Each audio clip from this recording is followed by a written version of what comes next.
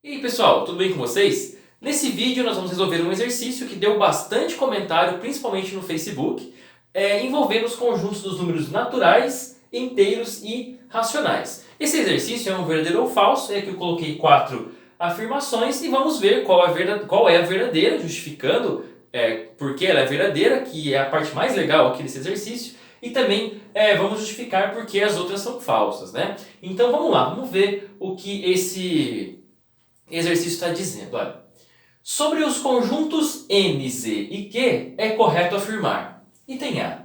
Z possui o dobro de elementos de M. Essa afirmação ela é falsa, tá? Ela é falsa. Na verdade, Z e N eles possuem a mesma quantidade de elementos. E eu fiz isso no vídeo anterior, que eu postei anteriormente. Lá está a justificativa de por que esses dois conjuntos possuem a mesma quantidade de elementos. Parece que isso é verdade, né? Mas não é. Eles possuem a mesma quantidade de elementos. Item B. É falso ou verdadeiro?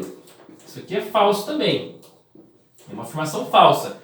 Q está contido em Z? Não. Para que um conjunto esteja contido em outro, eu preciso que todos os elementos desse conjunto também pertençam a este conjunto. Né? Essa é a definição de inclusão. Isso aqui não acontece, né? Por exemplo, o número meio está em Q, mas não está em Z. Meio não é um número inteiro, é 1 sobre 2. Então, essa afirmação aqui ela é falsa. Item C. M e Q possuem a mesma quantidade de elementos. Essa é a verdadeira. Isso aqui é verdadeiro, tá? A gente vai justificar isso aqui daqui a pouco. Então, essa afirmação é verdadeira. Item D. Q menos Z é igual a N. O que significa esse menos na teoria dos conjuntos? Significa o seguinte, o conjunto aqui, ó, o Q menos Z, ele é formado da seguinte forma. Ele é formado por todos os elementos que estão em Q, mas não estão em Z.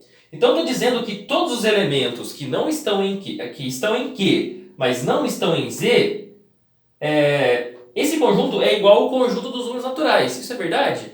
Não, isso é falso também. Eu posso usar até o mesmo exemplo que eu usei no item B. O número meio, ele está em Q, mas não está em Z. Então, o meio está em Q menos Z. Mas o meio também não é natural, né? Então, essa igualdade não é verdadeira. O meio está aqui, mas não está aqui. Então, esses conjuntos não podem ser iguais. Então, essa afirmação também é falsa.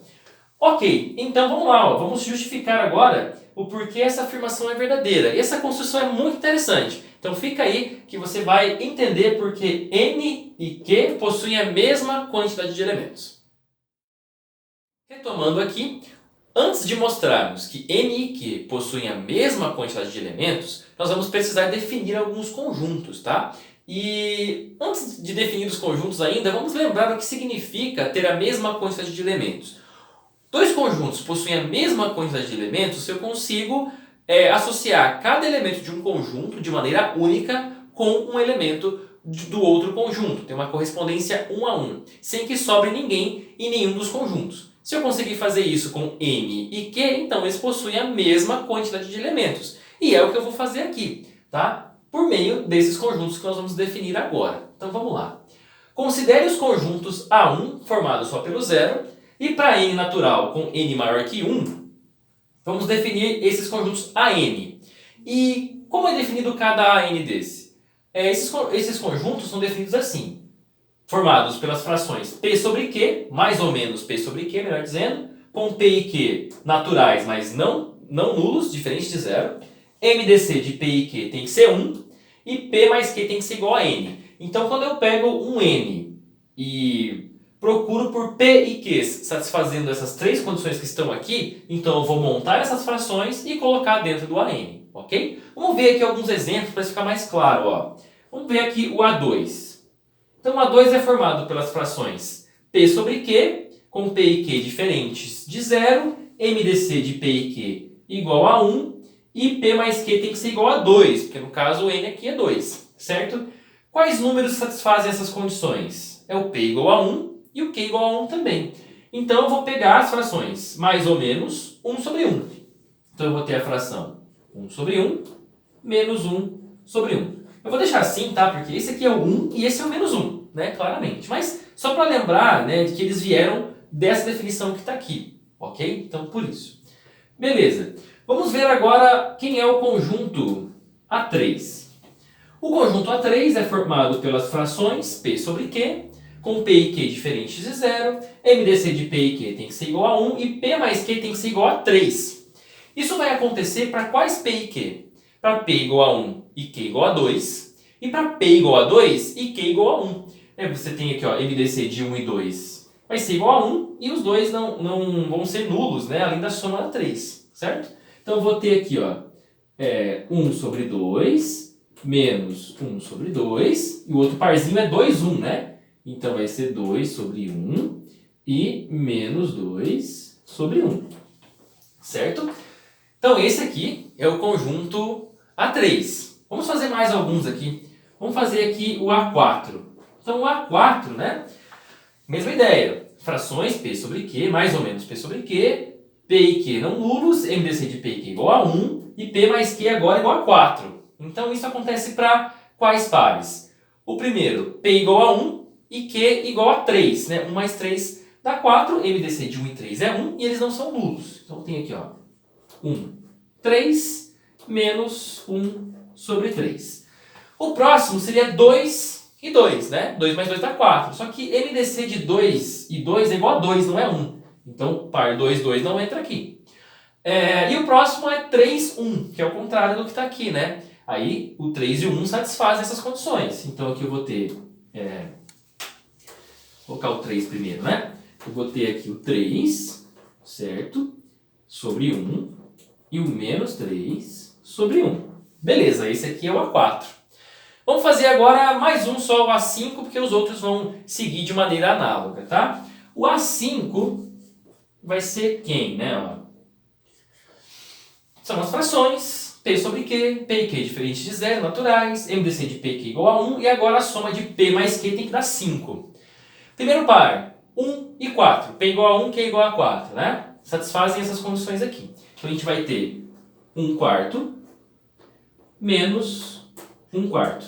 Agora, o próximo par é, que a soma dá 5, 2 e 3. 2 mais 3 dá 5, MDC de 2 e 3 dá 1, e eles não são nulos, né? Então eu vou ter 2 terços e menos 2 terços.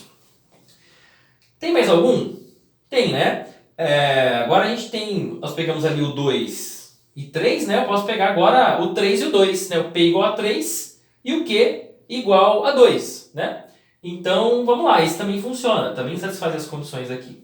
Então eu vou ter 3 sobre 2 menos 3 sobre 2. E depois eu vou ter o 4 e o 1, P igual a 4 e o Q igual a 1. Então aqui vai ficar 4 sobre 1 menos 4 sobre 1, certo? Então esse é o A5. Como vocês podem ver, os conjuntos aqui eles foram aumentando, né? E, ok, aqui eu vou seguir assim, o A6, o A7, o A8. Eu vou fazer isso para todos os números naturais com n maior que 1, considerando que o A1 já é o conjunto formado pelo zero. Então olha que interessante que nós temos aqui. Quando você faz a união do A1 com o A2, com o A3, com o A4, com o A5, com o A6, assim por diante, a união de todos esses conjuntos dá o próprio Q. E essa união, ela é disjunta, ou seja, você não vai ter números repetidos dentro de cada conjunto. Se você fizer mais alguns aqui para para visualizar melhor o que está acontecendo, você vai olhar para todos eles e vai ver que eles não têm interseção. A interseção deles é o conjunto vazio, não tem elementos comuns em nenhum deles.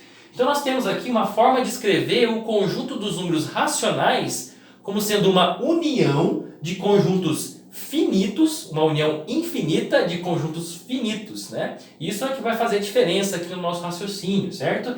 E de modo que esses conjuntos que estão na união, né, esses ANs aqui, eles são disjuntos, eles têm interseção vazia. Ok, entendendo como esses conjuntos funcionam, vamos agora fazer a correspondência. Vamos pegar cada elemento dos números naturais, cada número natural, e fazer com que ele corresponda a cada número que está em Q usando esses conjuntos aqui. Vamos lá. Vamos agora montar a correspondência entre o conjunto dos números naturais e o conjunto dos números racionais. Nós vamos aqui construir uma bijeção entre esses dois conjuntos, uma bijeção entre n e q.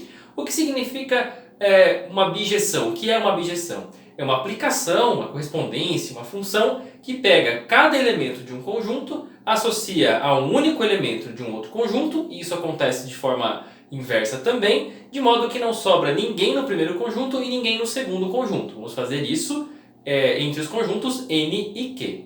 E para fazer isso, para a gente enxergar essa correspondência acontecendo, eu listei aqui os números reais, né, de 0 a 6, aqui continuando, né, 7 até o 13 e assim segue. E embaixo eu listei aqui alguns números racionais. Eu vou colocar aqui a correspondência que eu vou fazer e depois a gente vai entender um pouquinho melhor como que foi construído isso daqui. Então a correspondência vai ser feita assim. O 0 vai corresponder ao 0, o 1 ao 1, o 2 ao menos 1, o 3 ao meio, o 4 ao menos meio, o 5 ao 2, o 6 ao menos 2, o 7 aqui ao 1/3, o 8 menos 1/3, o 9 ao 3, o 10 ao menos 3, o 11 a 1/4, o 12 a menos 1/4 e o 13 ao 2/3 e assim por diante. Como que eu coloquei esses números racionais aqui? Eu construí da seguinte forma, eu fui colocando os conjuntos AN em ordem. Aqui está o A1, aqui o A2, aqui o A3, aqui vai estar o A4, e aqui eu vou ter o A5, ele não está todo aqui, está só um pedacinho, né? Mas daqui em diante eu tenho o A5. E isso pode ser feito, porque eu falei para vocês, olha, cada N é um conjunto finito. Então eu coloco o A0, o A1, desculpa, onde o A1 acaba eu coloco o A2. Onde o A2 acaba eu coloco o A3. Onde o A3 acaba eu coloco o A4. Onde o A4 acaba eu coloco o A5. Eu posso fazer isso para todos.